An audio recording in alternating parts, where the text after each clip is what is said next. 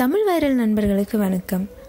அம்மை நோயை விட கொடுமையான விஷயம் என்னன்னா, அந்த அம்மை நோய் சரியானதுக்கு அப்புறமும் கூட அதே இடங்களில் நிறைய தழும்புகளும் மாறாத வடுக்களும் இருக்கும். நிறைய பேர்த்துக்கு கடைகளில் விற்கக்கூடிய ஆயின்மெண்ட்டை தேய்ச்சாலும் கூட அந்த அம்மை தழும்புகள் போகாது. அதற்கான எளிய மருத்துவத்தை இந்த வீடியோவில் பார்க்கலாம். பப்பாளி மரத்தை காயம் செஞ்சீங்கன்னா அந்த இடத்துலேருந்து பால் வடியும் இல்லையா, அந்த பாலை எடுத்து வச்சுக்கோங்க. ஒரு முறைக்கு 1 ஸ்பூன் அளவான பால் போதுமானதாக இருக்கும். சீரகத்தை கொஞ்சம் எடுத்து அதை பொடி செஞ்சு வச்சுக்கோங்க. தேவைப்படும் போது நீங்கள் எடுத்து இதை பயன்படுத்தலாம். உங்கள் உள்ளங்கையில் 1 ஸ்பூன் அளவு அந்த பப்பாளி மரத்துடைய பாலை வச்சுக்கோங்க.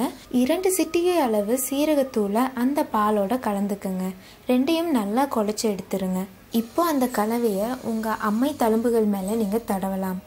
10 நிமிஷத்துக்குள்ளாரே அது நல்லா காஞ்சு ஒரு இறுக்கமான உணர்வை உங்களுக்கு ஏற்படுத்தும்.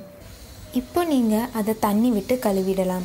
2 நாளைக்கு ஒரு தடவை இந்த முறையை நீங்கள் பயன்படுத்தினீங்கன்னா ஒரு சில நாட்களிலேயே உங்களுடைய அம்மை தழும்புடைய தீவிரம் குறைஞ்சு காலப்போக்கில் அது இருந்த இடம் தெரியாமல் போயிடும்.